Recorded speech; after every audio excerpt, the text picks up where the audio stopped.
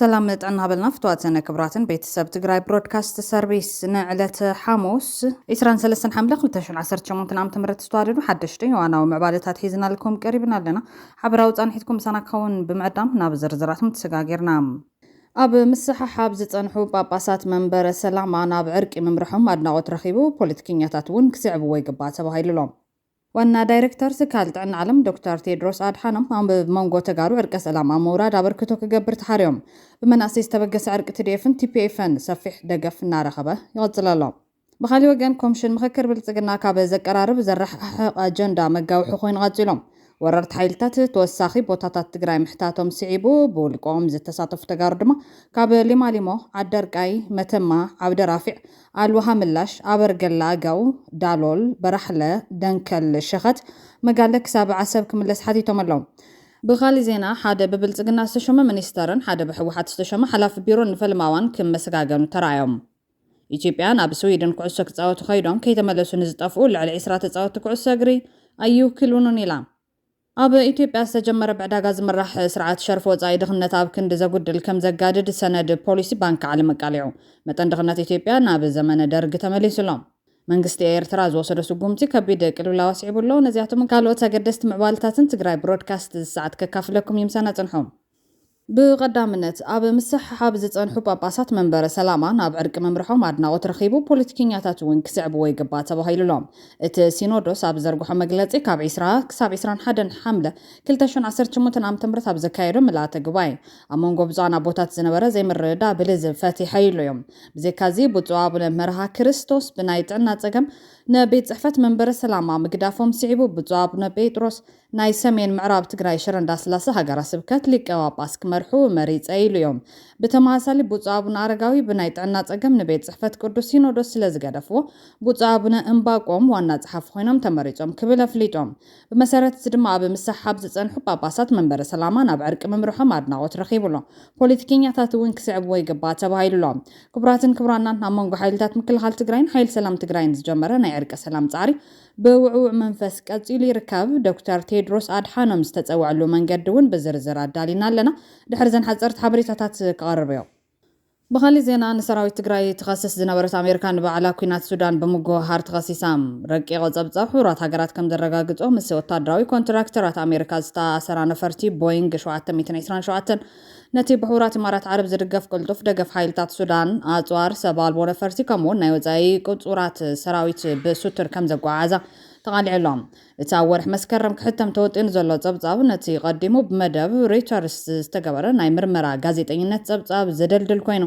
እተን ነፈርቲ ካብ ካርቱም ንምስዋር ካብ ቻድ ኤንጄሜና ተበጊሰን ናብቲ ናይ RSF ቀንዲ ማዕስከር ዝኾነ ኒያላ ዳርፉርን ኩፍራ ሊብያን ስትሩ በረራታት የካይዳ ነይረን እተን ነፈርቲ ተዋጋእቲ ሓይልታት ናይ ኩናት ኣጽዋር ተተኮስቲ ሰባልቦ ነፈርቲ ከምኡውን ናይ ወጻኢ ተዋጋእቲ የጓዓዛ ነይረን እተን ነፈርቲ ብሱቱርን ብለይትን ጥራሕ ብምብራርን ናይ መከታተሊ ራዳር ብምጥፋን ካብ ቁጽጽር ንምስዋር ተንኮል ይፍሕሳ ነይረን እተን ነፈርቲ ምስቲ ናይ ቀደም ናይ ኣሜሪካ ፍሉይ ሓይሊ ኣባል ዝነበረ ስቴቨን ሻውሊስ ዝውነና ኩባንያታት ዝተኣሳሰራ እየን ናይ ኮሎምቢያ ዕሱባት ሰራዊት ዘጓዓዛ ኮይነን ካብ 1500 ክሳብ 2000 ዝኾኑ ናይ ኮሎምቢያ ተዋጋእቲ ኣብ ኒያላ ማዕስከር ብምስራት ምስ RSF ተሰሊፎም ይዋግኡ ከም ዘለው ተፈሊጦም ኢማራት ዓረብ እቶም ናይ ኮሎምቢያ ቁጡራት ሰራዊት ብሓንቲ ኣብ ዩናይትድ ዓረብ እትርከብ ኩባንያ ተቆፂሮም ዝመጽኦም ዝረቂቕ ጸብጻብ ሕቡራት ሃገራት እቲ ኣብ ሱዳን ዝካየድ ዘሎ ኩናት ብናይ ወጻኢ ሃገራትን ውልቀ ወታደራዊ መርበባትን ዝያዳ ይጋደድ ከም ዘሎ ዘርኢ ንጹር መርትዖ እዩ ኣሜሪካ ግን ነዚ ንጎኒ ብምግዳፍ ኣብ ልዕሊ እቲ ኢደ የብሉን ዝብል ሰራዊት ትግራይ እገዳ ንምንባር ትቀራረብ ከም ዘላ ዝሓለፈ ወርሒ ገሊጻ እያ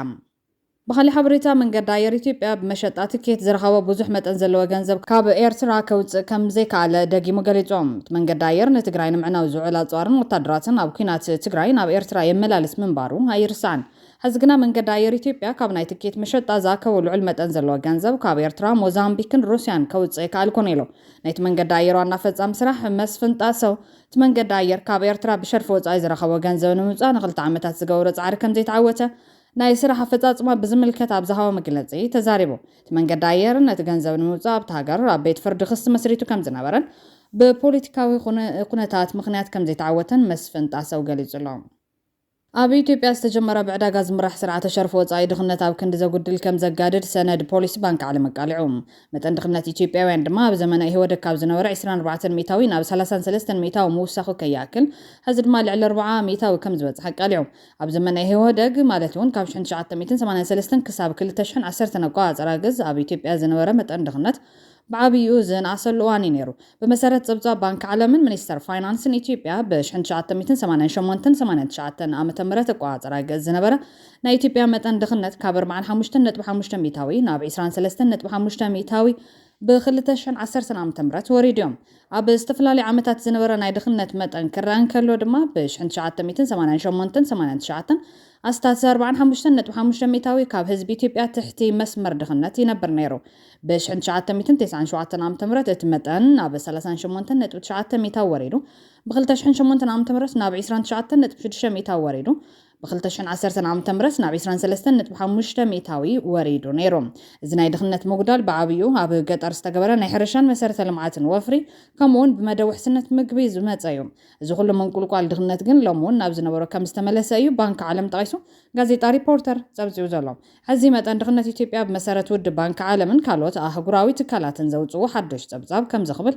ንህልው ኩነታት ኢትዮጵያ ኣሚጥወሎም መጠን ድኽነት ኢትዮጵያ ኣብ 2016 ቅድሚ ዓመ ማለት እዩ ብመሰረት جمجمة بنك عالم متن دخلنا إثيوبيا نابر 43 ميتاو دايبلهم متن بوزح ما زود دخلنا إثيوبيا عندما استات 86 مليون حزبي يبتصح تباهيلهم بمسارة زي حدش تبصاب أب قطرن كتمان زلوا في اللي دخلنت أب قطر 45 نت بخلته ميتاوي أب كتما 15 نت 3 ميتاوي مخانون تحدش تبصاب أرديهم الحربايتان مخنياتن دما بسنكي جتاتن كويناتن بخبيد نهر واقاتات بدركن لو طايرن صوراتات كوفيد 19 ماكرو ايكونومي لوطن مدانا دخلت إثيوبيا نابز حزلو بركي كديم غيريوم سنه قدم مستزرغه مرداتا بانك عالم بمتقاس ኢትዮጵያ قصال عداقا شرف وصاي مدخام عقم معداق برن امون غلت يو باطيراتات زرزلو كفتت ناغفحا اب ኢትዮጵያ اب 33 ميتاو زنبر مطن دخنت نا 43 ميتاو كم زغدده غليصلهم اب زمنه ይወደግ مطن دخنت تግራይ 28 ميتاو كوان تنبر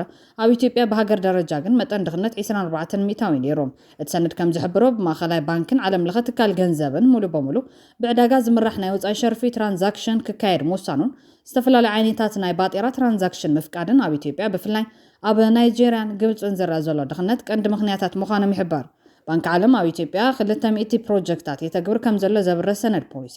ካብዚኦም 44 ኣብ ዝሕዝዋን ኣብ ምክያድ ይርከቡ ታገር ካብተን ዝደኸየ ሃገራት ዓለም ኮይና ትቐጽላላ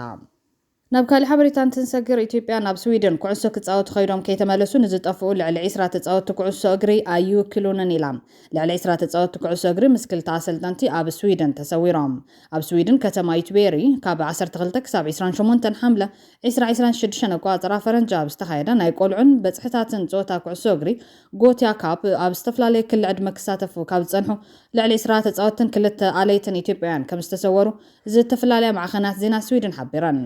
ኢትዮጵያ ኣብዚ ናይ ሎም ዓመት ናይ ጎትያ ውድድር 4 ጋንታታት ደቂ ተባዕትዮ ኣብ ክልል ዕድመ 14 ክሳብ 18 ከም ዘሳተፈትን ዝድነቕ ዓወት ከም ዘየመዝገበትን ክፍለጥን ከሎ ምስዋር ናይ ዞም በፅሕታት ፖሊሲ ስዊድን ኣረጋጊጾሎም ኣብቲ ካብ 1957 ጀሚሩ ዓመታዊ ኣብ ስዊድን ከተማ ዩትቤር ዝካየድ ናይ ህፃናት ዝዓበየ ጾታ ኩዕሶ እግሪ ዓለምና ምዃኑ ዝንገረሉ ጎትያ ካፕ እዚ ኣብዚ ናይ 2026 ውድድሩ ብድምር ብ1956 ጋንታታት ካብ 78 ሃገራት ብክልቲኡ ጾታ ከም ዝተሳተፉ ጸብጻባት ይሕብሮም ብድሕሪ ዝመግለጽ ዘውጽእ ፌደሬሽን ኩዕሶ እግሪ ኢትዮጵያ ኣብ ስዊድን ዝጠፉ መናእስያት ንብሔራዊ ጋንታና ኣይውክሉን ኢሉሎ እቶም ተጻወትቲ ኣብ ምጥፎም ዘመልክቱ ሓበሬታታት ድሕሪ ምውጾኦም ፌደሬሽን ኩዕሶ እግሪ ኢትዮጵያ መብረሂቦም ፌደሬሽን ብምጥፋ አባላት እታ ጋንታ ከም ዝሰምዐ ብምግላጽ በስተፍላለዩ አካላት ዝተመናስያት ተወከልቲ ብሔራዊ ጋንታ ኢትዮጵያ ከም ዝኾኑ ተገይሩ ዝርጋሕ ዘሎ ጸብጻብ ሙሉ በሙሉ ሓቂ ከም ዘይኮነ ፍሊጦም ወሲኹውን ከም ዚኦም ዝበሉ ናይ መናስያት ጋንታታት ናብ ከም ዚኦም ዝበሉ ዓለም ለኻዊ ውድድራት ዝኸዱ ብናይ ባዕሎም ጻዕሪ ብዝረኸቡ ዕድል እምበር ንሃገሮም ወኪሎም በት ፌደሬሽን ከም ዘይኮነ ብምግላጽ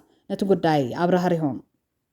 حدا ببلصقنا استشمع منسترن حدا بحوحات استشمع حلاف بيرون فلماوان كمسغاغن ترايوم بزح كتعاتن مجلساتن استغايدلو فتنات تمارو 10 تخل جميرو لا نايب ورقات تفتنت 10 تخل تمارو ابكسوم مقالنا دساباني ጽብጽቦ ተጀሚሩ ዘሎም ብድሕሪ ዘዩ በብልጽግና ዝተሸመ ሚኒስተር ዴታ ፕሮፌሰር ክንደያ ገብረህይወት ነቲ ብሕውሓት ዝተሸመ ሓላፍ ቢሮ ዶክተር ኪሮስ ጉዕሽ ንፈለማዋን ከመስግን ተራይ ዘሎም ኣብ ምስጋኑ ድማ እዚ ክሳብ ሕዚ ዝገበርኩሞ ኩልኩም ምስጋና ይግባኩም ክብል ጣይሶም ፕሮፌሰር ክንደያ ገብረህይወት ናብ አዲስ አበባ ዝመጹ ተጋሩ ተፈተንቲ 12 ክፍሊ ኣብ ኣዲስ ኣበባ ዝፍተንሉ ዕድል ምምችቻው ስሙር ስራሕ ሰሪሑ በኣካል ተረኺቡን ኣተባቢዕዎም እዮም ኣብ ዝካየድ ዘሎ ፈተና ዝጸግዕ ሰብኣውነት ናይ ዘበለ ክስተት እውን ተራዮም ትማል ረቡዕ ኣብ መቐለ ዩኒቨርሲቲ ተፈታኒ ዝኾነት ኣዶ እዚ ህፃን ቆልዓ ሒዛ ንምፍታን ከም ዘጸግመላ ዝተረደት ሓንቲ ኣባል ፌደራል ፖሊስ ስራሕ ገዲፋ ነዚ ህፃን ኣዲኡ ክሳብ ትፍተን ብከምዚ ሒዛቶ ከም ዝወዓለት ተሰሚዖም እዚ ጸግዒ ሰብኣውነት ይዘበለ ፍጻመ ድማ ኮይኑሎም እዚ ዝተጀመረ ናይ 12 ክፍሊ ፈተና ብሰላምን ብዓወትን ክዛዘም ንምና ንኹልኩም ተፈተንቲ ተጋሩ ተምሃሮ ድማ ጽቡቕ ዕድልን ደሚቕ ዓወትን ንምንየልኩም ጻዕሮም ተመዝጊቡ ድኻሞም ተኻሒሱ ብሕጉስ ውጽኢት ናብ ዝለዓለ ደረጃ ትምህርቲ ንክሰጋገሩ ሰናይ ትምኒትና እዩ ኮሚሽን ምክክር ብልጽግና ካብ ዘቀራርብ ዘራሕቕ ኣጀንዳ መጋውሑ ኮይኑ ቀፂሎም ወረርቲ ሓይልታት ተወሳኺ ቦታታት ትግራይ ምሕታቶም ስዒቡ ብውልቆም ዝተሳተፉ ተጋሩ ድማ ካብ ሊማሊሞ ዓዳርቃይ መተማ ዓብደራፊዕ ኣልውሃ ምላሽ ኣበርገላ ኣገው ዳሎል በራሕለ ደንከል ሸኸት መጋለን ዓሰብን ክምለስ ሓቲቶም ኩሉ ናተይ ዝብል ውቃበ ዘለዎም ልሂቃነ ባሓራ ብብዙሓት ክልላት ዘወግዞም ኣጀንዳ ከም ዝመዘዙ እዩ ዝስማዕ ዘሎም ብመሰረት እዚ ድማ ካብቲ ንብልጽግና ዝገምዐ ጉዳይ ወለጋ ኣዲስ ኣበባ ጎጃም ድሬዳዋ ብተወሳኺ ሓዚ ድማ ብልጽግና ኣምሓራ ካብቲ ወሪርዎ ዘሎ ሰፊሕ ከባቢታት ብተወሳኺ የጭላ ኣበርገለን ዓብዪ ዓደን ኣምሓራ እዩ ከም ዝበለ ተሰሚዑሎም የኢትዮጵያ የዘመን አቆጣጠር ምን ሊሆን ይችላል? በሀገራዊ ምክክሩ ላይ የኢትዮጵያ የዘመን አቆጣጠርን በተመለከተ እጅግ አነጋጋሪ ሐሳቦች ቀርበዋል። አሁን የምንጠቀምበት የዘመን አቆጣጠር ይቀየር ወይስ ይቆይ የሚሉት ይገኛሉ። የሚከተሉ ሶስት ዋና ዋና አማራጮችም ቀርበዋል። አንደኛ የሂጅራ ወይንም የእስላማዊ የዘመን አቆጣጠር በኢትዮጵያ የቀን መቁጠሪያ ውስጥ ይካተት የሚል፣ ሁለተኛ ዓመተ ምህረት የሚለው ስያሜ ይቅርና አሁን ያለው አቆጣጠር ብቻውን ይቀጥል የሚል፣ ሶስተኛ ደግሞ ከማንኛውም ሃይማኖት ከክርስትናም ሆነ ከእስልምና ነፃ የሆነ አዲስ ብሔራዊ የዘመን አቆጣጠር ይኑር ተብለዋል። ፕሮፌሰር መስፍን አርአያ ዝመርሖ ምክክር ኮሚሽን ተኣከብቲ ኣፈላላይን ባህግን ኢትዮጵያውያን ከስፍሑ እዮም ቀንዮም ዘበለ ጉዳይ ቀፂሉሎም ብሓደ ወገን አብይ አሕመድ ንኦሮሞቶት ንምርባሕ ዘገልግል ሕገ መንግስቲ ንምቕራጽ 4,000 ተሳተፍቲ ካብዝን ካብትን ኣብ ኣዳራሽ ይቕልቦም ኣሎም ፌስቡክ ከይተኸፍቱ ስለ ዝበሎም ብዙሕ ሓበሬታ ይልሑ ከይነበረን በዓል አዳነች ኣበቤ ንሰማዕቲ ብዘደንፁ ኣገባብ ኣብቲ ኣዳራሽ ክጠልቡ እዮም ቀንዮም ዝብሉ ተዓዘብቲ እዮም ኦሮሞቶት ልሂቃን ዘቕረብዎም ጠለባት ርእሲ ኸ እዩ ዘዝውር መሬት ማይ ስልጣን ሕገ መንግስቲ ሰራዊት ቋንቋ ታሪክ ይግበአና እዩ ዘይበልዎ ኣየር ማለት እውን ኦክሲጅን ጥራሕ ይበመዋል በዓል አብይ አሕመድ ነዚ ዓቢጦም ግን ኣምሓሩ ንዓብይ ዓዲ ንምውሳድ ሕቶ ልዒሎም ዝብል መናቆሪ ተወሳኺ ነጥብ ልሒኾም ክፋቶም ኮ ጉዲ ክብልዮም ዝገልጽ ዘሎም ብኻልእ ወገን ድማ ክልል ኣምሓራ ካብ ኩለን ጎረባብቲ ክልላት ርስተይ እዮም ዝብል ጉልባብ ዝሃቦም መሬታት ንምውሳድ ዝሕግዝ ኣጀንዳ ናብ ሃገራዊ ምክክር ኮሚሽን ኣቕሪቡ ተባሂሎም ብመሰረት ኦኤምኤን ዝተባሃለ ናይ ኦሮሞ ማዕኸን ዜና ክልል ኣምሓራ ንክልል ቤንሻንጉል ጉሙዝ ሙሉ በሙሉ ክሕወስ ሓቲቱሎ ክልል ኣምሓራ ብተወሳኺ ኣብ ትሕቲ ክልል ኣምሓራ ካብ ዝርከቡ ነብሶም ዘመሓድሩ ብሄራትን ብሄረሰባትን ፍሉያት ዞባታት ዝውንንዎ መሬት ናብ ትሕቲ ምሕደራ ብሄር ኣምሓራ ክሕወስ ሓቲቶም ብመሰረት እቲ ብክልል ኣምሓራ ናብ ሃገራዊ ምክክር ኮሚሽን ዘቕረቦ ሰነድ ኣጀንዳ ክልል ኣምሓራ ኣብ ትሕቲ ክልላት ኦሮሚያ ቤንሻንጉል ጉሙዝ ትግራይን ዓፋርን ዝተፈላለዩ መሬታት ክሕዝ ሓቲቱሎም ብተወሳኺ ኣብ ትሕቲ ፍሉይ ዞባ ወሎ ኦሮሞን ዞባ ዋግማረን ዝርከቡ ዝተፈላለዩ መሬታት ኣብ ትሕቲ ዞባታት ብሄር ኣምሓራ ክሕወሱ ሓቲቶም በዚ መሰረት ኣብ ዞባ ክልል ኦሮሚያ ኣብ ዞባ ስላሌ ዝርከቡ ወረዳ ዳራ ከምኡውን ኣብ ዞባ ምብራቕ ሸዋ ኣብ ወረዳ ፈንታሌ ዝርከቡ ከባቢታት መላ ዞባ መተከል ክልል ቤንሻንጉል ጉሙዝ ኣብ ትሕቲ ክልል ዓፋር ዝርከባ ዝተፈላለዩ ወረዳታት ከምኡውን ምዕራብ ትግራይ በሙሉ ጸለምቲ ደቡብ ትግራይ ኮረም ኣበርገለ ዛታን ራያ ኣላማጣን ካብ ትግራይ ክምንዝሕ ሓቲቱ ተባሂሉሎም ብተወሳኺ መንግስቲ ክልል ኣምሓራ ኣብ ደቡባዊ ከባቢ ፍሉይ ዞባ ወሎ ኦሮሞ ዝርከቡ ቀበሌታትን ኣብ ዞባ ዋግምራ ዝርከቡ ከባቢታትን ካብ ዞባ ብሄራት ተኣልዮም ኣብ ትሕቲ ዞባታት ኣምሓራ ከኣትዉ ሓሳብ ኣቕሪቡሎም ኣብዚ መሪሕነት ኣምሓራ የጭላ ኣበርገለን ዓብዪ ዓድን ኣምሓራ እዩ ዝብል ሕቶ እውን ምውሳኹ ንብዙሓት ካብ ምግራም ሓሊፉ እዚ ወለዶ እንተነኣሰት ዝነበረት ብሕወሓት ንፈልጣ ትግራይ ተኸላኺሉ ውሕስቲ እንተዘይገይሩ እሞ ኣብዚ መዋዕል ትግራይ ዝያዳ እንተተቆራሪሳ ምውሉእ ብምሉእ ሓላፍነት ዝወስድን ተሓታት ዝኸውንን ሕወሓት ጥራሕ እንተይኮነስ ዝወለዶ ክሳብ ምባል እውን ዘብፅሐ ስምባደ ፈጢሩሎም ደጊም ተዳኺሞም ካብ ዝብል ስልሒቶም ምውራርና ዘይተርፍ የጭላ ኣበርገለን ዓብዪ ዓድን እውን ንውረር ይነገሮም ጽንሒሎም ድማ መላእ ትግራይ ቆራሪሶም ክጠፈ ምግባር እዮም ብምዃኑ ድማ እዞም ብጽጋበኛታት ፖለቲከኛታትን ንሕድሕዱ ክዋጋእ ዝዳፋእ ዘሎ ወለዶ ከቢድ ታሪኻዊ ሓላፍነት ኣሎ ኣብ እንግድዑ ተባሂሉሎም ተዓዘብቲ ከም ዝብልዎ ኣብቲ ምክክር ኮሚሽን ካብ ሕወሓት ጀሚሩ ኩሎም ናይ ትግራይ ተወከልቲ ክሳተፉን እቲ ንውግእ ጠንቂ ክኸውን ዝኽእል ምዕራብ ትግራይ በቲ ኮሚሽን ንክምለስ ምግባር ተዛሪ ነይሮም እቶም ኮሚሽነራት ግን ምስ ሕወሓት ክመኻኸሩ ድሌተሎም ምዕራብ ትግራይ ናብ ትግራይ ንክምለስ ግን ድሌትን ዓቕምን የብሎምን ይብሎም በሽር ሕዚ ዝተተብተበ ኮሚሽን ምክክር ኢትዮጵያ መወዳቱ ደቂ ኦሮሞ ምስ ታሪኸታ ሒዞም ጎጃም ናትናዩ ይመለሰልና ዝብል ተሪር መርጋፂ ሒዞም ኣለዎም ኣምሓሩ ድማ መርትዑታት ብምቕራብ ወለጋ ናብ ኣምሓራ ተዘይተመሊሱ ብሓይሊ ክንምልሶ ኢና ይብልሎ ናይ ኢትዮጵያ ጉድ ገናዩ ምዕራብ ትግራይ ንምምንዛዕ አንቀጽ 39 ንምስራዝ ዝተኣለመ ሸርሒ ማእዝኑ ስዒቱ እሾኽ ንሓፃሪኡ ነገር ንጻሕ ታሪኡ ዝባል ሓቂ ኮይኖሎም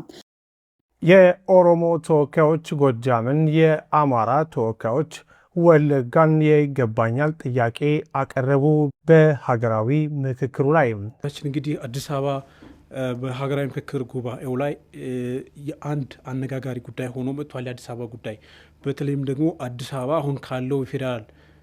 መንግስትን ከተማነቷ ወደ ኦሮሚያ ትሂድ የሚለው ጉዳይ ከቀረቡት ሌሎች አጠቃላይ አራት አማራጮች ውስጥ ጎልቶ መውጣቱ ከዛም ባሻገር ደግሞ የገዢው ብልጽግና ፓርቲ ባለስልጣናት በዚህ ጉዳይ ላይ ሁለት ጎራ ይዘው መሰለፋቸው አነጋጋሪ ሆነዋል። ገዢው ብልጽግና ፓርቲ እንግዲህ አዲስ አበባን ጨምሮ ድሬዳዋ ላይ በማዕከላዊ ኮሚቴ ይመስለኛል አቋም ይዟል የሚል መረጃ ሰምተን እኛም ሰርተንበት እንደነበር ይታወሳል። ከአዲስ አበባና ድሬዳዋ ባለፈ በጎጃምና በወለጋ ዙሪያ የቀረቡት ይገባኛል ጥያቄዎች አወዛጋቢ ጉዳዮች ሆነው ታይተዋል። ከኦሮሚያ ክልል የመጡ ተወካዮች ጎጃም ወደ ኦሮሚያ ክልል መጠቃለል አለበት የሚል አቋም ሲያንጸባርቁም፣ በተቃራኒው የአማራ ክልል ተወካዮች ደግሞ ወለጋ ታሪካዊ የአማራ ርስት በመሆኑም ወደ አማራ ክልል መካለል አለበት የሚል ጠንካራ የመከራከሪያ ሀሳብ ማቅረባቸውን ከተሳታፊ ምንጮች ሰምተናል። ካሊ ዓቢ ጉዳይ ድማ ኣብ ምክክር መድረኽ በውልቆም ተሳተፍቲ ተጋሩ ዝኾኑ ምንጭታት ብዘካፈሉ ሓበሬታ ለማሊሞ ዓዳርቃይ መተማ ዓብድራፊዕ ኣሉኻ ምላሽ ኣበርገላ ኣጋው ዳሎል በራሕለ ደንከል ሸኸት መጋለ ክሳብ ዓሰብ ዘሎ ናይ ቀደም ትግራይ ጠቕላል ግዛት ይኹን ክፍለ ሃገር ዝነበረ ርስቲ ወለድና ተመሊሱ ክካተተልና ሓቲትና ክብሉ ገሊፆም ኣሎ ብወገን ኣምሓራ ናይ ይበትኹ መሰረት ለይብሉ ናይ ቆልዑ ጨብረቕረቕ ኣቕሪቦም ዋላ እንተነበሩ ክሳብ ኸዚ ኣብ ናይ ኢትዮጵያውያን መድረኽ ናይ ትግራይ ናይ ወሰን ሕቶታት ካብ ተኻላኻልነት ላብ መጥቃዓይ ምዕራፍ ክሸጋገሪ همزي عينة تياكي لنا بمخانو داقيمهم لكحاسو غيرنا وزينا ينازولو زم منجتات بوغن عفاري آقاوي تبوغ حساب تلعيليو ازي او لغنصولو مدرخات لبل توادد عقباب كن كتسلا لي قباب مال تقارو نحد حدوم كان مساحة وزيهم هابزل عاقو داي تقرايك سمرو بمحتات كلهم تساتفت تقارو بزي سخافت كتلعلو مريتنا نحتت إلو ملو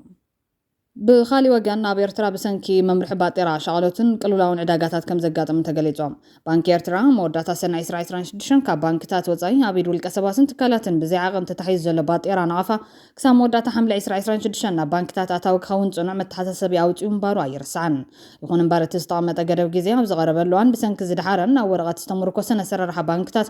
ብዙሕ ሰብ ገንዘብ ኣታው ክገብር ይካለን ብፍላይ ኣብ ኣስመራ ዝርከባ ባንክታት ልዕሊ 50 ሽሕ ናቕፋን ዘእተው ቀዳምነት ብምሃብን ትሕቲኡ ዝሓዙ ሰባት ብሰንኪ ነዊሕ ሰልፍን ቆፀራን ተጸጊሞም ይርከቡ ክብል ቢቢሲ ጸብጺብሎም በዚ ድማ ስጋትን ሸغሎትን ህዝቢ ከም ዘሎ ተገሊጹሎም መንግስቲ ነቲ መምርሒ ኣብ ዘየተግብሩ ሰባት ጽኑዕ ሕጋዊ ስጉምቲ ክወስድ ምዃኑ እኳ ተገለጸ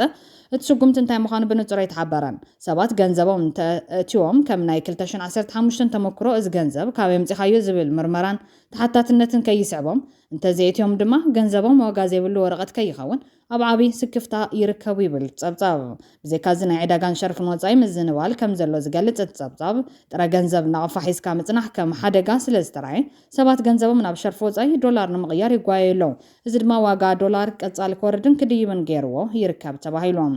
ምኽዛን ንብረትን ምውሳኽ ወጋታትን ካልእ ተሪኡ ኮይኑሎም ነጋዶ ገንዘቦም ካብ ምኽሳር ንምድሓን ናቕፋ ብምሓዝ ኣቑሑት ካብ ምሻጥ ተቆጢቦም ገንዘቦም ናብ ዘይበላሾ ንብረት ወርቂ እኽሊ ኤሌክትሮኒክስ መኪና ይቕይሩን ይኽዝኑን ኣለዎም እዚ ተግባር እዚ ኣብ ዕዳጋ ዓብዪ ሕፅረት ብምፍጣሩ ዋጋ መዓልታዊ ሃለኽቲ ኣቑሑ ሰማይ ክዓርግን ኣብ ልዕሊ ህዝቢ ከቢድ ፀቕጢ ክፍጠርን ገይሩሎ ክብል ቢቢሲ ዘውፅኦ ጸብጻብ ኣመላኺቶም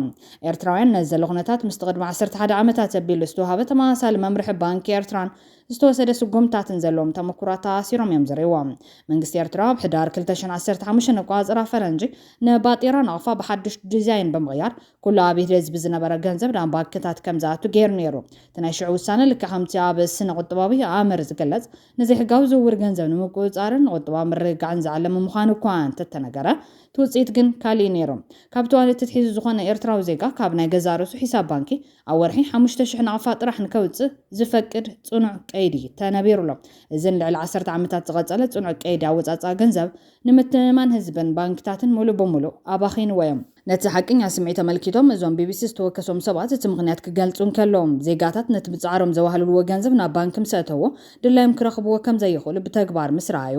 ንባንኪ ከም መዕቆቢ ገንዘቦም ዘይኮነስ ከም መሐየሪ ገንዘቦም ክርእይዎ ከም ዝጀመሩ የረድኦም መምርሒ ባንኪ ኤርትራ ን31 ሐምለ 2026 ኣብ ዝቐረበሉ ዘሎ እዋን ህዝቢ ኣብ መንጎ ስጋት ምቕያር ባጤራን ስጋት ተሓታትነትን ተዋሒጡ ነጋዶ ድማ ዘይበላሹ ንብረት ኣብ ምኽዛን ተጸሚዶም ይርከቡ እዚ ኣስገዳድ ፖሊሲ ነቲ ዘይወግዓዊ ቁጠባ ንምቁፅጻር ብክልሲ ሓሳብ ስርዓት ቁጠባ ዝድገፍ እኳ እንተኾነ ኣብ ባይታ ግን ነቲ ዝነበረ ድኹም ናይ ንግዲ ምትእምማን ሙሉእ በሙሉእ ዝርምስ ምዃኑ ኪላታት ይትንትኖ እቲ መብዛሕትኡ ብሓዋላ ተደጊፉ ዝናበር ህዝቢ ነዚ ኩሉ ነውፅእ ዕዳጋ ተፃዊሩ ነቲ ብቐጻሊ እናወሰኸ ዝኸይድ ዋጋታት መዓልታዊ ምግብን ሃለኽቲ ቁሑትን ፀይሩ ክኸይድ ካልእ ኣማራፂ ዘይብሉ ምዃኑን ካብ ውሽጢ ዝተረኽበ ሓበሬታ ኣመላኺቶም እዚ ቁጠባዊ ምንዋፅ እዚ ክሳብ ዝሃድእ ዕዳጋታት ኤርትራ ኣብ ትሕቲ ከቢድ ፀቕጢ ቁፅር ዘይምትእምማን ዕዳጋን ክቐፅል ምዃኑ ይግመተሎም ዋና ዳይሬክተር ትካል ጥዕና ዓለም ዶክተር ቴድሮስ ኣድሓኖም ኣብ መንጎ ተጋሩ ዕርቀ ሰላም ኣብ ምውራድ ኣበርክቶ ክገብር ተሓርዮም ብመናሰይ ዝተበገሰ ዕርቀ ሰላም ሓይልታት ምክልኻል ትግራይን ሓይሊ ሰላምን ሰፊሕ ደገፍ እናረኸበ ይቐፅለሎም እዞም ንዕርቂ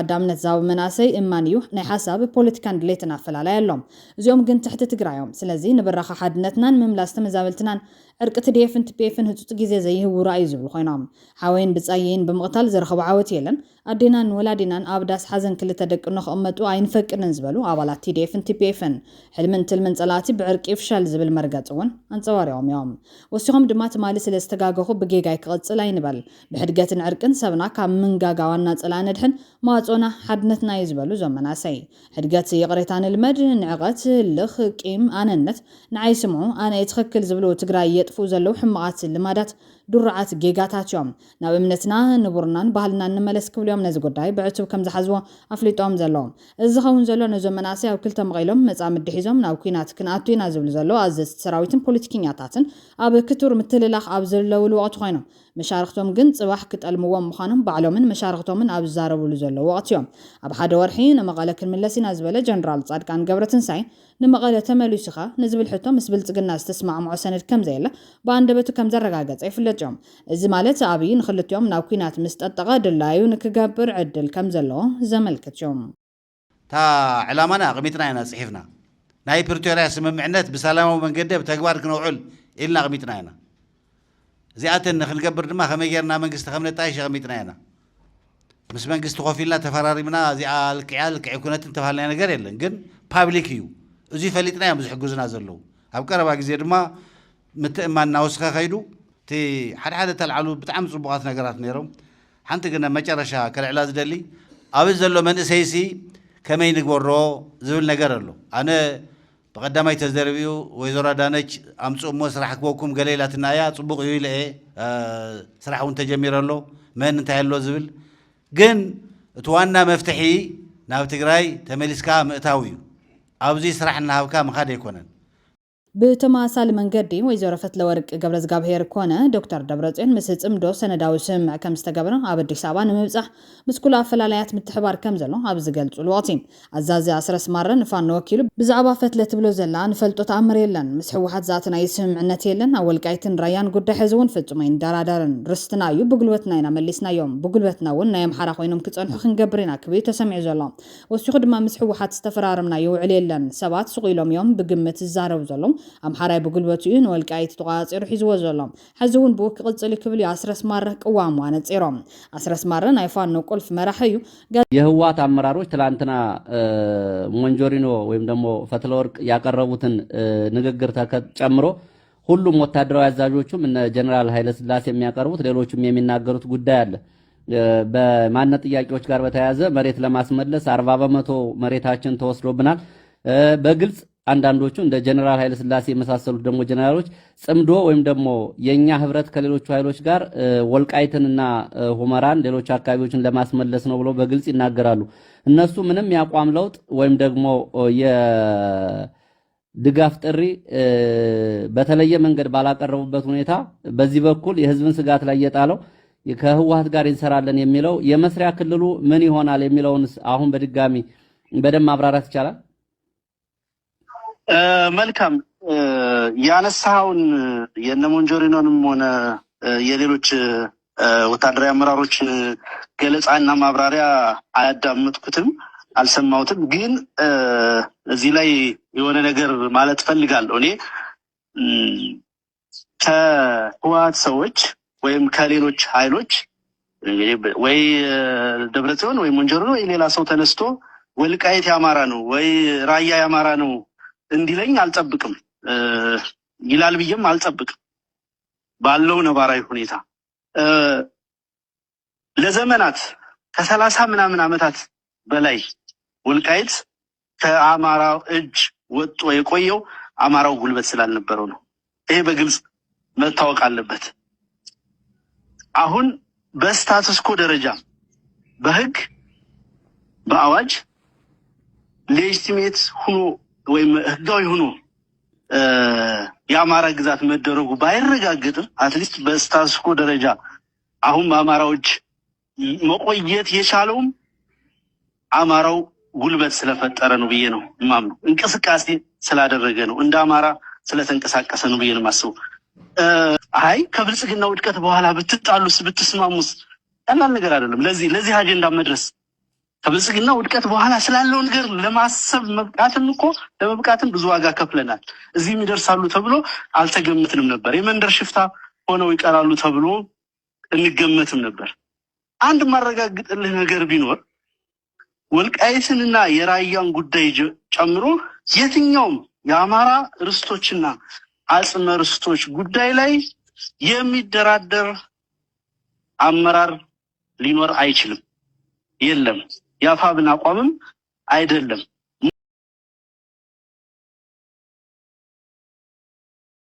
مرحنة جنرال صادقان نتزيمن أبي أحمد أمينو مرحنة دكتور دبرتين كبر مكايل دما نتزيمن عطوفانون شعبيان آمينو أحوات أيكون كومن تواغو مبالو ممكن بتمنسي تنتي قلام توم حرام يريت إلو ميتوهم زلو إزي يوم نهاتنا أيوم زبالو أيكونون حاول زبال نقر يكونن كم يكونن زقل زلو نايبل سقنا من قسي يلكا يكدم دم زلو وزبلي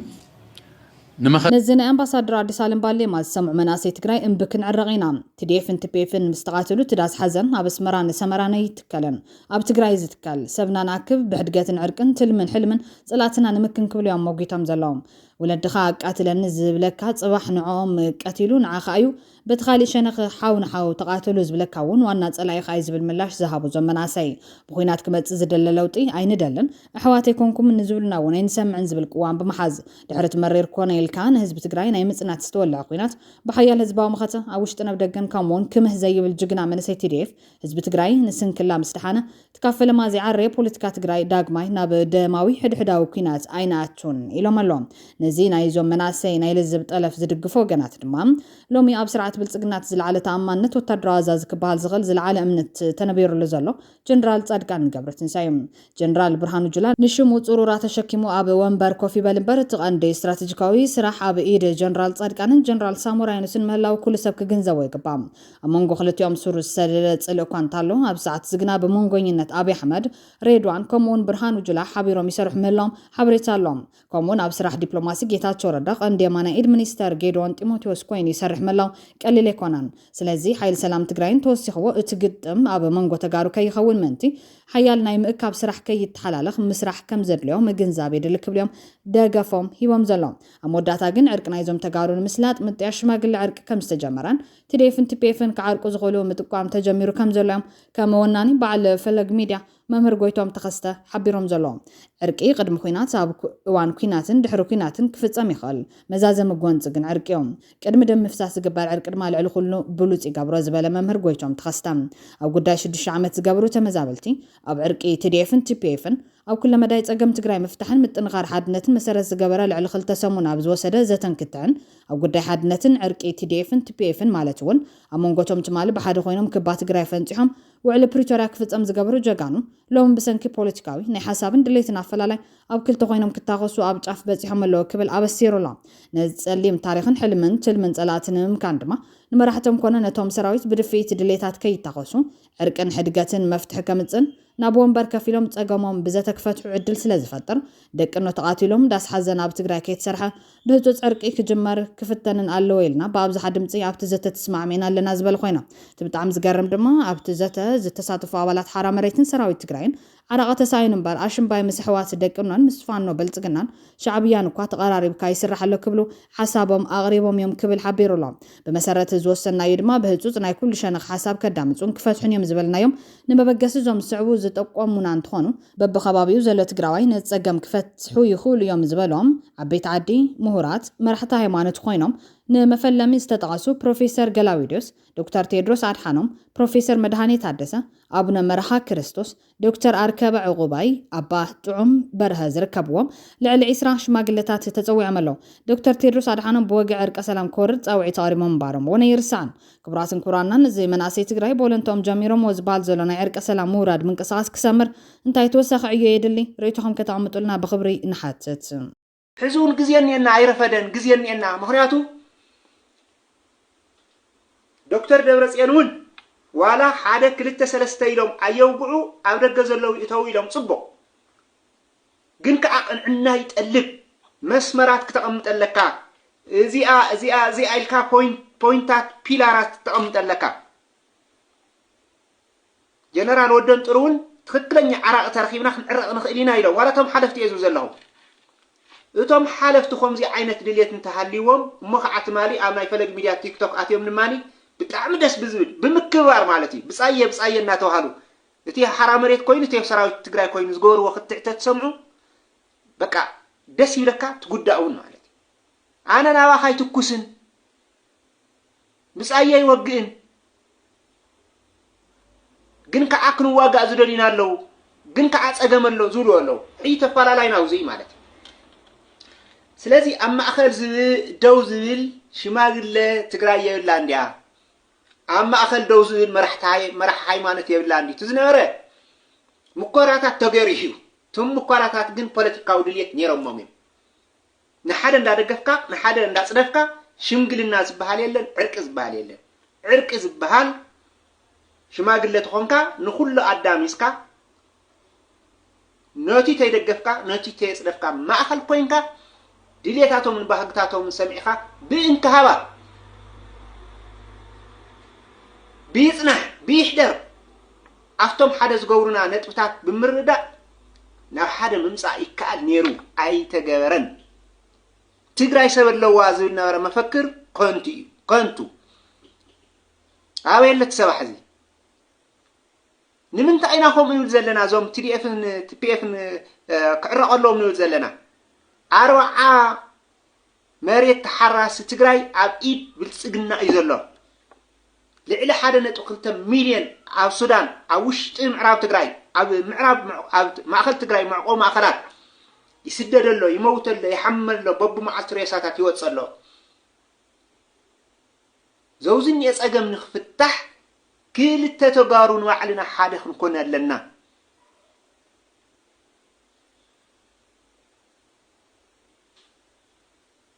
ጽባሕ በቲ ተደፊኡ በዚ ተደፊኡ ተታኺሶም ትዳስ ሓዘን ዝትከል ታደም ትነብዕ ትደም ዝነብዕ ትዝጉህይ ብዓወታት ወይ ብክሳራ ምንም ዘይብል ትግራዋይ ባዕሉ ማለት እዩ ትግራይ ባዕላ ማለት እዩ ሓድሽ ዓመት ዝተፋነቐለ ህዝብና ናብ መረበቱ ዝምለሰላ ናይ ሰላም ጥዕና ቅሳነትን ልምዓትን ዓመት ክትከውን ይምነ ኣብ ትግራይና